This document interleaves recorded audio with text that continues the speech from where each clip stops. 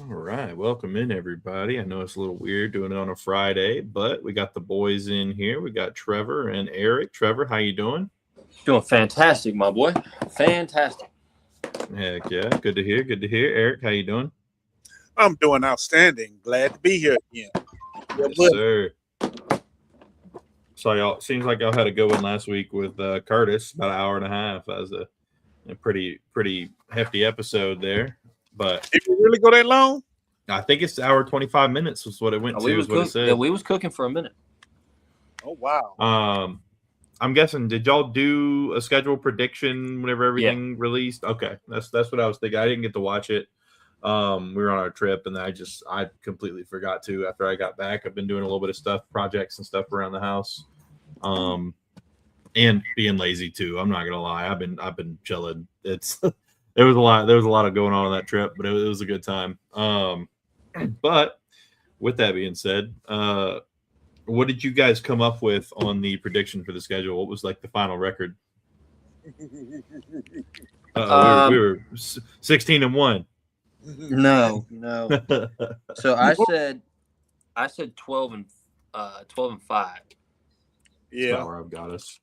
Yeah, I went 13-4 again. Okay. Yeah. Yeah, I have us anywhere from like 11-6 to 13-4. Let me see. We were doing one yesterday so I could see the schedule lined up. Yeah, there it is. Yeah, we did one yesterday on the show, but it was different.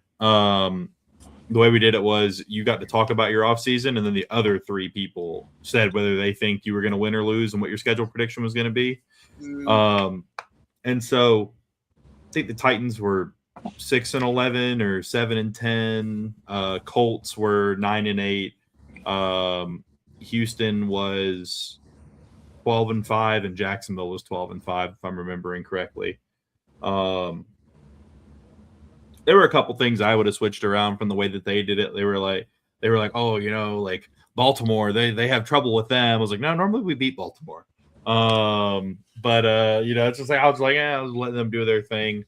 But overall, I mean, this really is, even though we have a first place schedule, this really isn't that hard of a schedule in my opinion. Right. Especially whenever you take into the fact that the Broncos and the Patriots are pretenders. I don't think either of those teams are going to pose a threat to us early in the season. But I mean, really the only rough spots I see, I don't even know what that means. Abel Hernandez. The only rough spots I see are going to be the Eagles and the Cowboys. Those are two that I'm like, I don't know, because I feel like the Cowboys are going to be a lot better than people think they will be this year. The Cowboys always find ways to screw it up, though. Yeah, but it's also late in the season, so they could be down some people. We could be down some people. I don't really know. But the Eagles are one that we struggle with them for some reason. I don't know what it is. Every time we play them, it's either raining or something's going on. We just don't have a great time. What up, Red Ball? Let me get these comments popped up here on the side. There we go. But perfect timing.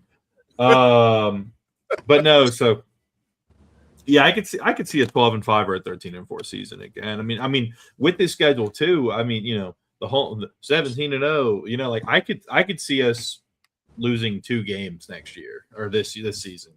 Yeah. But I could also see us losing 5 games. You know what I mean? I could also see us losing 7 games. Because the tough ones, the toss-up games, the toss-up games are going to be the Broncos. I really don't think the Patriots pose any threat to us. Now, I've said that before and been wrong, but out of those 2 teams, I think the Broncos, because they have a solid defense and their offense isn't bad. The Bengals, for some reason, we struggle with the Bengals. The Eagles, I'm not worried about the Ravens, contrary to what most people think. I think we're going to split with the Texans again, like we always do. The Bears is a game that I'm not really sure about. I think we both had pretty good defenses that turned in the ball or making turnovers last year. And Ben Johnson and Liam Cohen are both crafty play callers. And then the Cowboys. I mean, that's really the only people I think we're going to struggle with this year that are on our schedule. We'll have a game where we beat the brakes off of the Eagles or whoever it is for no reason, and then we'll have a game where we barely squeak by, the Giants or something like that. Happens every year to every team.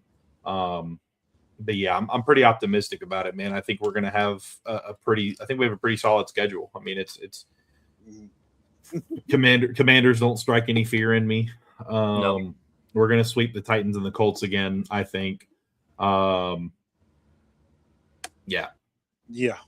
That could be crazy because we were talking about it last night. So the way that we had it shake out, or the way that everything shook out, we were both 12-5, us and the Texans, but then the Texans won because they had one more divisional or like conference. They had one more conference win than us. We were both 5-1 in the division with our loss being to each other. And then they had one more conference win though, because they said we were going to lose to the Ravens and the Broncos. The only thing scares me about the Ravens is Derrick Henry. For some reason, he seems to have amazing games against us. But other than that, yeah. I'm not even worried about but Derrick no more. I will say, too, with Derrick's getting up there in age, but also we didn't have Trayvon Walker. We didn't have the extra beef in the inside that we put there. We didn't have safeties that were fast and could tackle. We had, That's a good point. Geez, who was it was it 2018 when he had the 100-yard touchdown or 99-yard touchdown or whatever it was? Yeah. We had Barry Church and Tayshaun Gibson back there. And then our corners were Ramsey. Well, actually, he was hurt. I don't even remember if he played in that game.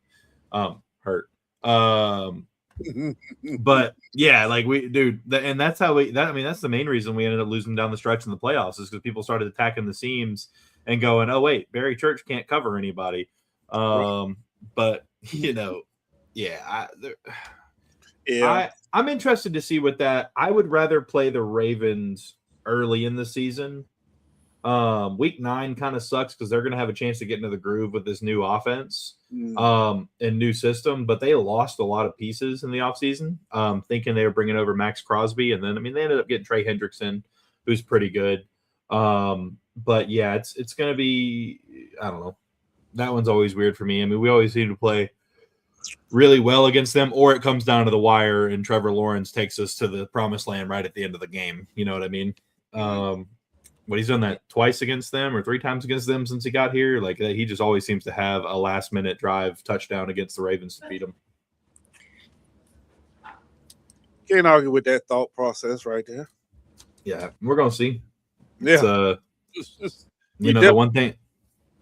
one thing about everybody on our schedule, and the one thing about us and every team in the NFL is, hypothetically, they all got better. So. Yeah, what they did last year isn't what they're going to do this year. So we just got to be prepared. And I like the mindset of the coaching staff and the players. And as long as they go out there and learn learn the system and do their jobs, it shouldn't be too bad. And then I think Robert was saying that Josh Cameron's been looking pretty good at wide receiver 5 during OTAs and camp and all that so far. Yeah, that's not surprising though. The way that boy played the Baylor, that is not a surprise. And I keep thinking about it. And everybody's like, "Oh yeah," like keep seeing like roster predictions. They're like, "Oh yeah, 5 receivers." I'm like, that doesn't make any sense. But then I keep forgetting that they're not including Travis Hunter in that number. They're putting him at corner, and so technically, Josh Cameron will be wide receiver 5/6, depending on if we have Travis Hunter on that side of the ball or not. But I know you guys probably talked about it too. The trade rumors, again, whatever. Actually, we didn't talk about that, but you need to talk about that. Oh, y'all didn't? Okay. Yeah. So the trade rumors with BTJ and us potentially going after AJ Brown. According to everything coming out of camp, according to Pete Prisco, my wife put her headphones in and started watching stuff on her iPad, and the drive got a whole lot smoother on the way back. So I was listening to ABC and some other stuff, and or CBS, CBS with Pete Prisco, and he mentioned that according to everybody out of camp, Brian Thomas Jr. seems to be what we thought he was and what he was. It seems like he's back and he's doing really well, not having drop issues, that kind of stuff. It's still really early. We'll see. But I think I might be in the minority on this one. Like, I would probably take AJ Brown if we had the opportunity, if BTJ was what we had to give up for him. I just and my only reasoning for that though is like, we know AJ Brown is a top wide receiver in this league. We saw it out of BTJ his first season. He played really well, but that second season, man, like he just, I don't know, but it's hard for me to sit here and think that he's just going to somehow now know how to catch the ball in traffic and not drop the ball when he's wide open, while AJ Brown doesn't really have those issues. Now, of course, he has the diva stuff. I understand that. And that can be the situation you're in, or that can just be your personality. I mean, you didn't really hear about that stuff whenever he was with the Titans, but now all of a sudden he's with the Eagles. You start hearing about this stuff. I don't really know. I just know that like what I've seen on the field year in and year out of AJ Brown is what I want out of a wide receiver one on my football team. And that's what I consider Brian Thomas Jr. to be in terms of like his role. He's a field stretcher. And AJ Brown creates more after the catch. I don't want to give up BTJ and I don't want to make that trade, but I'm just saying, like, if that was the trade, like it'd be tough for me to say no, just because of, especially if they kept some of that contract.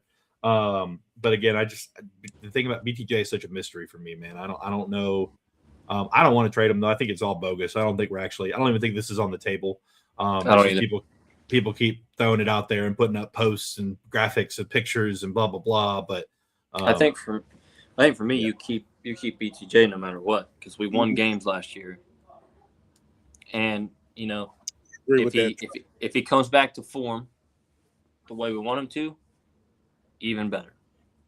Yeah. But it's not like he lost us games. He actually did what we needed him to do.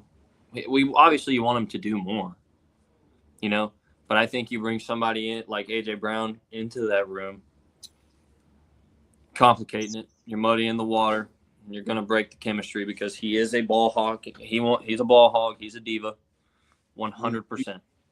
So, I mean, fuck, dude, the dude was bitching and moaning when they had one of the most prolific run games in NFL history. And also, I don't think the offense Leon Coleman is running really needs a right receiver one anyway.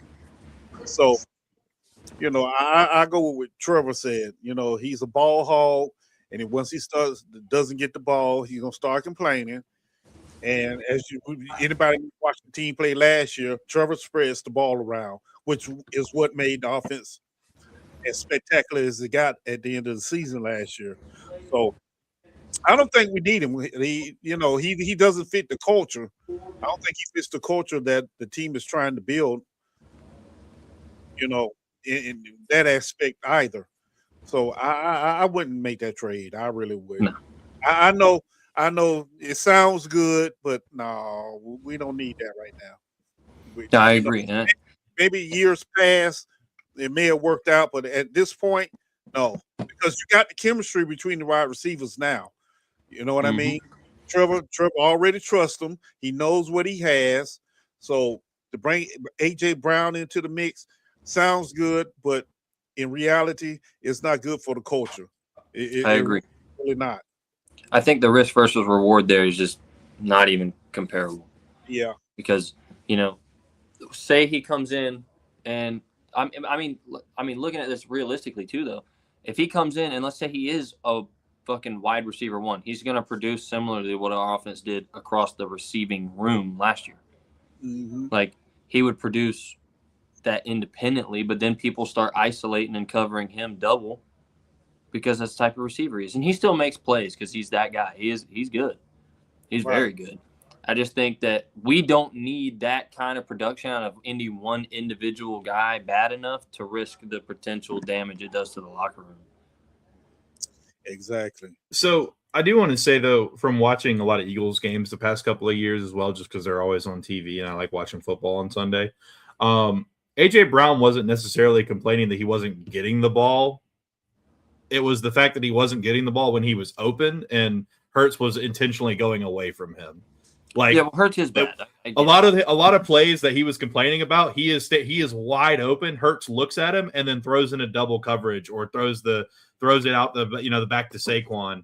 Like, he wasn't like saying like, oh, I need 150 catches a year. I mean, and that might be what it is, but also too, we're not really outside of the couple of the sound bites that we have. Yeah, we're not there. Which he has some legitimate gripes as to like him being wide ass open, and Hurts he does look at him, but he doesn't throw it to him. But again, no, I mean, I like I said, I don't want to make that trade. I don't even think it's on the table. But I do think that as of right now, like if you're just looking at the player value, AJ Brown's a better player to have on your team. But that's before I see it, Brian Thomas Jr. out there and see if he can actually be what he used to be. Yeah, I mean, BTJ is drawing guys deep, but you can send AJ Brown on a deep route too. I mean, I don't think that AJ Brown has enough speed that they're not just going to leave, especially with his namesake and who he is. They're not just going to leave him open going down the sideline, and they're not going to one-on-one him that often. But I will say too, though, arguably to your first point, Trevor, BTJ, I would say he lost us the Bengals game last year. Because that was the last drive that we scored on, and that was a field goal because he dropped that ball on the 3 or 4 yard line. Hit him directly in the chest. But it's not like it's BTJ is still a young receiver though. See, that's the part. He's still a young receiver. He's still learning the game, and even though he did drop that pass, and we all were pissed off at him, he did make some big plays for us down the line. Look at the Colts game independently. It's the only team he plays good against. I know, dude. He fucking he shits on the Colts. But it's like we play the Colts and BTJ is Randy Moss, and then we play everybody else and he's just he's a middle of the line receiver, and like. I think the Bengals game, though, I don't even think he lost us the game, but he definitely contributed because, I mean, when you really look back at it, if all Jags fans are going to look at that Bengals game, they're not looking at the drop touchdown pass. They're looking at the bullshit PI that put them in field goal range to tie the fucking game. Those are facts, Trevor. Yeah, absolutely. I mean, and so, like, yeah, he contributed, but really there was a lot more to that game. But, like, he's not like the Gabe Davis where Gabe Davis dropped 3 fucking touchdowns in one game. That is losing the fucking game. That's a receiver losing us the fucking game. Like, bro, we get 3 punch-ins and you fuck them all up, bro. Yeah, no, that's a receiver losing us the game. So I just hope he's back in 100%. I don't know what was going on last year. He just double clutching for 5 years since I don't think he's fixing that. Yeah, I don't know, man. That one's tough. But I mean, again, it's tough, man, because we do spread the ball around a lot. So like we don't need BTJ. We don't even need BTJ to be a 1,000-yard receiver.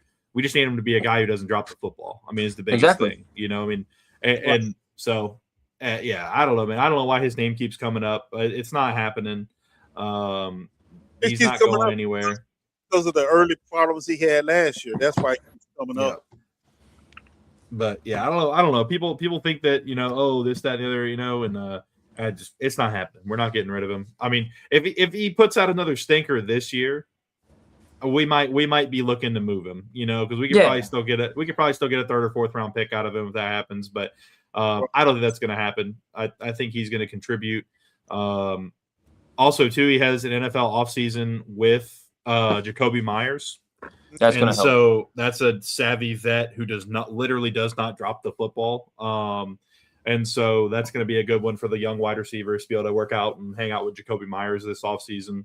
Before that, he had Christian Kirk and Gabe Davis. And, I mean, Kirk was all right and Davis was terrible. So, now he's actually got some guys. Hunter will be healthy.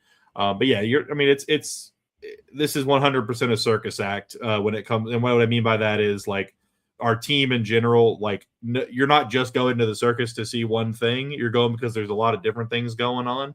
And I mean, that's the biggest thing about our team right now is we're not going to have one player that's going to, besides Trevor Lawrence, because he facilitates the ball, we're not going to have one player that just dominates the offense and makes us what our identity is, because Trevor Lawrence is that player and everybody else is just, the clowns and the trapeze artists and everything in the circus. They're getting the ball. They're putting on a show.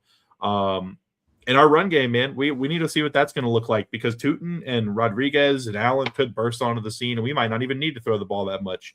I mean, we could be up in a lot of these games and running the ball late, and it's going to be interesting to see how close some of our games are if we really start running away with some of them.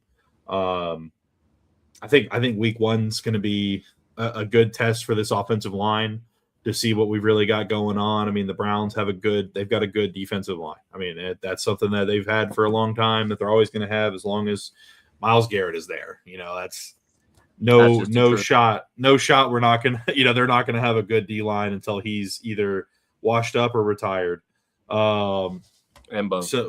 So yeah, I mean, that's going to be a good one for us. I mean, I think with their quarterback and offensive issues, I don't think they're really a threat to us, but we'll have to see what happens. If BTJ drops, trade him for Crosby and call it a day. Wide receivers are deep. Yeah. Was it Robert? Correct me if I'm wrong, but you were the one saying that they drafted Josh Cameron as a Brian Thomas Jr. replacement, didn't you? In the after we, they're not the same type of receiver though. No, and I don't agree. I thought it was Robert that said that after we drafted him. Yeah, I don't know. But yeah, man, I'm excited for Cameron. And we're not even going to see that much out of him probably during the season. No. Although we might, because I mean, we saw Tim Patrick a whole lot more than I wanted to see Tim Patrick last year. So, well, that's for damn sure. There's a chance we could see some of them, but I think that Tanner Koziel will be taking the Tim Patrick role.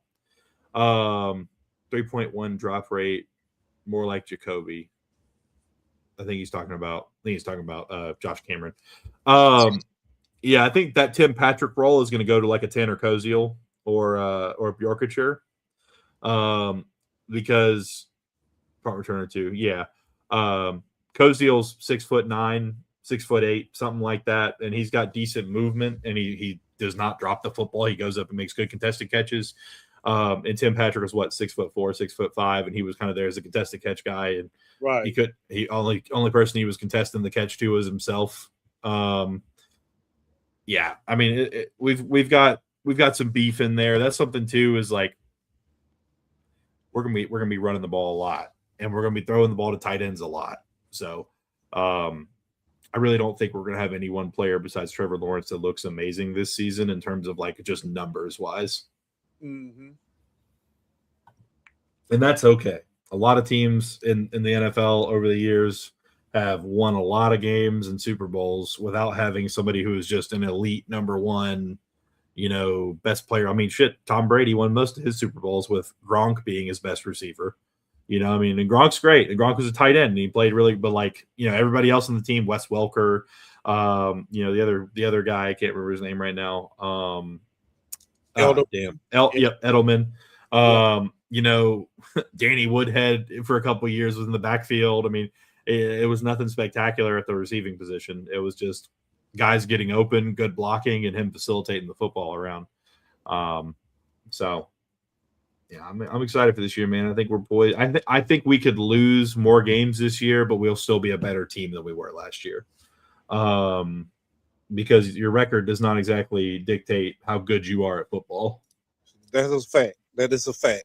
But that is true. Very true. Yeah, I think we leave BTJ right where he is right now. Yeah, I wouldn't mess with anything. I'd leave him be. Yeah. There's no reason to. There's no reason to go messing with it. If it ain't broke, don't fix it. There is a very good sentiment there, Trevor. I like that.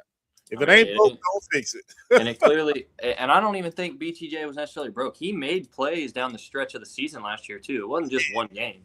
Like there were plenty of clutch catches that he made throughout the season. I think what we saw throughout the first weeks of the season, we saw a receiver that had problems. Through the rest of the year, I think what you really saw more of was that the ball was just going all around. I don't think it was so much the fact that he was just that off, because every time we ended up throwing the ball, really, after the Colts game is when he came alive, and after the Colts, same thing he did last year. He hit that Colts game, came alive, and he never turned back. Yep. I mean, the rest of the year last year, he made clutch catches. He didn't have that issue the rest of that year. Was it the Colts game or the Texans game? He did good in the Texans game too. Yeah. Yeah. But either way, same point. Point goes to the same point stands. Is that I think what you saw the rest of the year was just that we didn't need him to be the guy catching the ball every single fucking time. Right.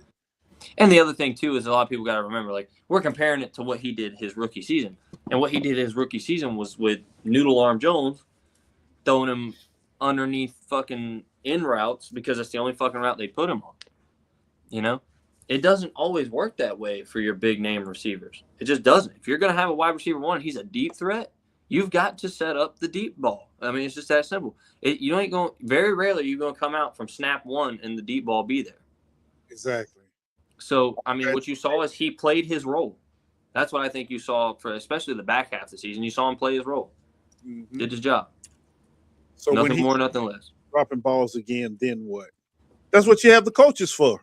Come on, Robert. Was he dropping balls in camp or what? I'm saying, I guess he's saying this year if he's in camp dropping balls, then what? I mean, like, I hear what he's saying, but okay, so then what? Yeah, but I mean, like, okay, every receiver drops balls in camp. I don't care what you tell them. Mm. You don't catch them all. You don't. But here's the deal, though. He wasn't dropping balls in camp last year. He looked fine in camp last year. Because when he hit the field, that was the problem. Last year, actually, first couple of weeks of camp, he looked great. He was fast. He looked decisive. He looked like he was using strong hands. Then we got in the game and shit fell apart. Yeah, I still say that hit he took in preseason shook him up a little bit, and it took him a while to get over that. That's what my thinking is, because he did get hit kind of hard there. He got fucked up. What he got? Call a spade a spade. He got fucked up. Yeah, that he did. So he was dropping balls. I was there too. Okay, well. No, I know that. I'm saying, but he didn't have he didn't drop enough of them to where you're like, oh damn, he has a drop problem. Every receiver drops balls in camp. That's where you're gonna try shit. You're gonna be in camp. You're gonna go for that contested shit. You're gonna go for that shit. Like, yeah, he had some shit, but a lot of it too. Like the first couple days of camp, he dropped a couple, and you're like, all right, he's shaking the rust off. Just coming back to form, and he did. The rest of the camp, he looked good. Hell, he even looked good for the first few quarters of the preseason until he took that hit. Once that hit, bro, that hit changed everything. Because before that hit, he looked good. He was catching everything. He was fast as shit, cutting on a dime. He looked good, and then he got hit. And it was like, oh, shit. Yep. Yeah, I'm wondering why it took so long for Dorkature to sign. It's a good question.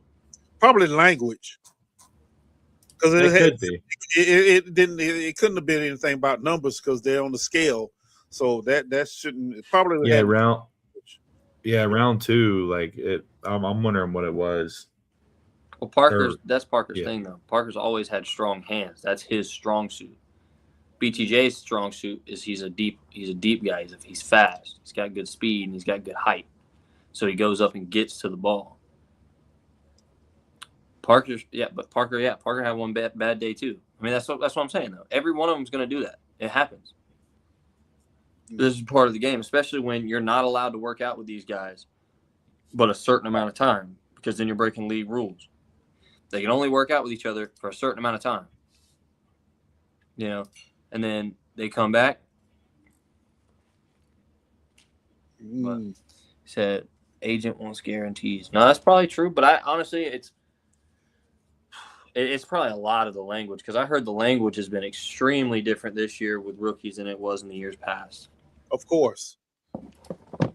Also, too, a lot of the rookies are changing how they're taking their contracts as well due to the NIL money and stuff, which I know wasn't an issue for Brocatree. He didn't have any, but or at least not a lot. But a lot of rookies this year are like changing how they're taking their contracts. Like I know Jeremiah Love is doing his 100% as investment money. He's not using any of his NFL contract. It's all going into investments, and so that could be part of it too. It could be something along those lines of like how they're paying out the contract, what they're doing with it. Because a lot of players are having them buy like 20% of their contract, like they buy Bitcoin for the player or something like that. Like they're doing crazy shit like that nowadays. So This is a whole new era, man. When Yep. it comes to contracts, you know. So no telling. Yeah, man. Any UDFAs you guys are excited about? I don't know why my camera keeps turning. Any UDFAs you guys are excited about or think you want to make the team or anything like that? Not yet. Yeah, I haven't really seen. No, I've seen some names that like piqued my interest a little bit, but I'm not going to say it this time. Mm-hmm. I mean, last time I said it, the motherfucker got hurt and rode the bench the whole fucking time. I've got 3 that I want. Yeah, I've got 3 that I want to make the roster for sure. Really? Not in the same way that we were talking about what's his face, Cephas, because we'd actually seen him. I'm looking for so I can't remember the last guy's name. I want Jamari Taylor. That he's a running back out of Virginia. Because I don't think DJ Dallas or Amir Abdullah are the answer. As our running back 4, and I think we're going to carry 4 because I think that we're going to need 4. Well, I think Allen's going to be a return man again, probably, and then or it might be Josh Cameron and Parker Washington this year. We'll have to see how that goes. Okay. But I want Jamari Taylor to make it, and then I want oh shit, I'm losing it here. Let me get the list pulled up. I'm trying to find it. Aguilar, the quarterback from Tennessee. Joey Aguilar, is that his name? Yeah, Joey Aguilar. Yeah. I want him to make the roster so we can get rid of bullshit Nick Mullins. I agree with that. Yeah, and honestly, I liked Aguilar at Tennessee. He played well. And then the last one is this one's a feel good. Where did it go? Let me get this pulled up here. Jags UDFAs. I would love for is it Bowlers? Yeah, TJ Bowlers. I would love for TJ Bowlers to make the team, mainly because of the family legacy there. Because his dad got picked up as a UDFA by Jacksonville in I think the '99 season, and he played for 2 or 3 years with us. That'd be pretty cool.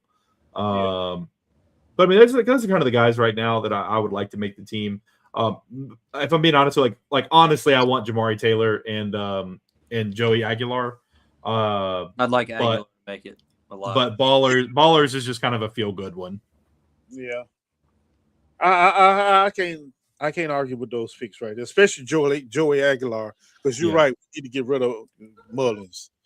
He's pretty much useless. Yeah, I don't like Mullins personally. Me neither. He is not good. Aguilar threw a lot of I think it's the interceptions. Oh, okay. Well, has a strong arm. Yeah, I'm trying to pull up his stats. Aguilar, he played somewhere else besides Tennessee, didn't he? Probably. Let me see here. Yeah, Aguilar played. He played at Appalachian State for 1 season. Okay. They play anywhere else, but yeah, his last season in college, 2025 season, he threw for 35, 65 yards, 67% completion percentage, 24 touchdowns, 10 interceptions, and he was sacked 21 times. He had 71 carries for 101 yards and 4 touchdowns. Not bad. That's not bad. Yeah. That's not bad. I mean, 10 interceptions, okay. Well, now the question is, well, all those interceptions his fault? See, that's the thing you have to look at too. Were the interceptions his fault? Did the receiver short arm the ball because of deflection and they picked it off? Or, I mean, did the receiver run the wrong route? And I mean, interceptions are just tricky. Of course, they're going to be given to the quarterback because he threw the ball, but sometimes it's just not the quarterback's fault. Hey, Nick Mullins threw 11 his senior year with the same amount of touchdowns, so clearly Joey Aguilar is better. Nick There Mullins it threw a lot of is. interceptions. Numbers, man. The numbers guy. Yeah, Nick Mullins threw 14 his freshman year, 9 his sophomore year, 12 his junior year, and 11 his senior year. So, I mean, we're looking at it basically the same. But Aguilar has a stronger arm, and I hate Nick Mullins. So there's that. Mullins is ass cheeks. Pretty much. Like Trevor, where once in a while you're like, what the hell was that? Yeah, I mean, you know. Yeah. Those happen. Those do happen. And you say, what the hell was that? But that's part of that. Trevor said, he ain't even no Trevor. Trevor like, oh, that's not even going that way. Hell no, we ain't doing that today. It's a good day.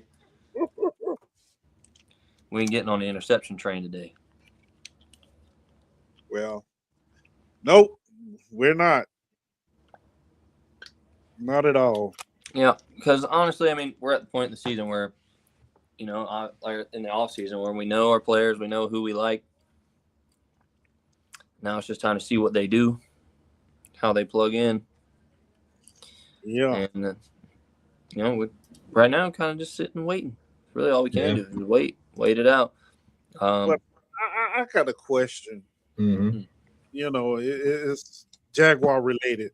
But how the hell was Urban Myers trying to sue the team for $30 million? Wrongful. Oh, yeah. He was claiming that they had to pay it to him based on his contract and the way he was fired. And but yeah, he lost. I don't even see why he even made it into court. I mean, really, his actions alone spoke. No. Oh, he earned the termination for sure. Oh, he definitely earned that. Without a doubt, he earned that. As in the legal word, calls. He got fired for calls because he was doing some shady crap. Now that doesn't take away from him. He knew talent, but he was a sucky coach in the pro league. That's honestly, and it's crazy to say too, because I don't even think he was a sucky coach. I just think he wasn't paying attention. It makes him a sucky coach. Yeah. I don't know, man. I think he just needed to pay attention. He paid attention. I think he got to the NFL and realized there was a lot more on him than what there was in college, mm-hmm. And that he couldn't handle he just couldn't handle the load. Right. And we should have never hired him. I was excited for it, but that was because I'm a Florida fan and I remember him at Florida and he did well at Ohio State. Yeah. It was different, it was different. It was like right. after all the shitty coaching hires we've made, it was something different. It wasn't the boring Doug Marrone, oh yeah, he was on the team, we're gonna keep him around. It was different. But it was different, all right. Totally different. Wow. Roy Robertson Harris tore his Achilles. Yeah, I saw that earlier. For the season. Is he still on our team or is he on a different team? Oh, Giants. He's on the Giants. Okay. I'm about to say, what? Giants. Okay, I thought not. I swore we got rid of him, but I was like, huh? But yeah, okay. Yeah. Yeah, I just think it's crazy because there's plenty of people that are always in our comments. I'm like, I miss this player. I miss this player. Ain't nobody gonna miss him. No. See ya. But that's all I got, gentlemen. I mean, I've done some research on undrafteds.